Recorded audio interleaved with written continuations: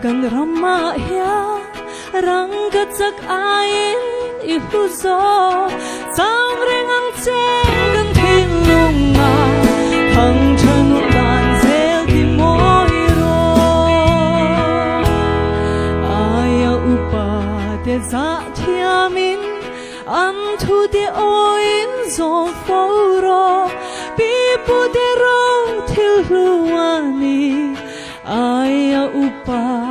Desa tiamro